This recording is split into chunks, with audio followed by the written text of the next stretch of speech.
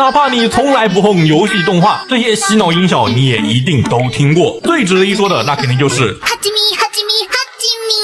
从凯奇上一次提到哈基米到现在，哈基米这个梗已经进化出了完全不一样的形态了。不到半年时间，利用哈基米作为音源进行编曲的创作越来越多了，几乎每首曲子都被哈基米给荼毒过了。其实这个不难理解，在最初哈基米被滥用说是猫，动画观众还在极力澄清，解释着哈基米是蜂蜜的意思，音效出处是赛马娘，但是猫用没有。于是他们在之后选择了顺从，并且对这个梗进行了第二次解构，祭出了二次元最强大的解构概念神鬼畜。所以现在你会听到茫茫多的哈基米之歌，反而成功拦截了哈基米是猫的风向，甚至让原本使用哈基米这个词的人开始反感起了哈基米，还挺有意思的。我们或许正在见证一场宏大的互联网魔音演变史，不知道接下来的哈基米和曼波会有什么样的进化，我们一起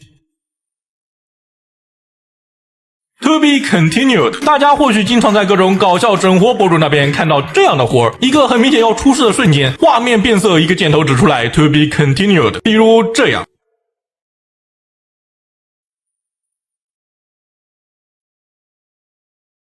笑点解析在尴尬瞬间即将开始的时候插入未完待续，达成了一种令人忍俊不禁的笑点。而这个的出处那就是啾啾的奇妙冒险，这本来就是一个很正常的未完待续，但意外的很有节目效果，所以搞得非常出圈。我相信看动画的观众哪怕没看过啾啾也肯定都知道，不可能没有人不知道。如果不知道，那我是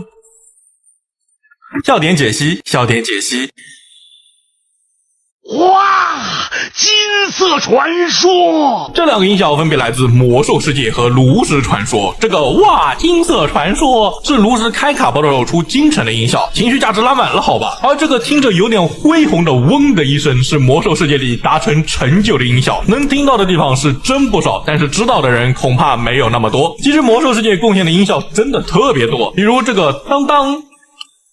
就是打开拍卖行时候的音效，老牌网红游戏留下的东西确实有点东西啊。而除了一些逐渐变成梗的音效，还有很多在各种综艺里被用烂的了，我随便放你绝对都听过，这些是俺妹里的。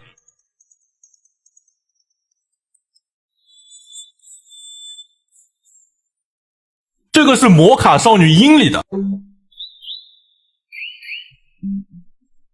这个是我的青春恋爱物语果然有问题里的，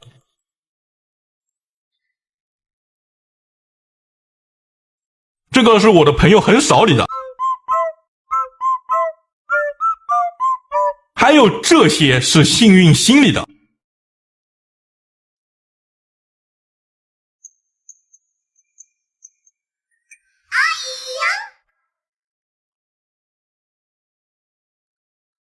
阳光春日一夜贡献了非常多，神仙小更是这类曲子的圣体，有不少营销号的小曲儿都是出自神仙小之手，而央妈似乎很热衷于使用好妹妹的 BGM。 你还见过哪些明明出现的频率超高，但其实是出自动画的音效吗？在评论区发一发。我是凯基，我想和你聊聊动画。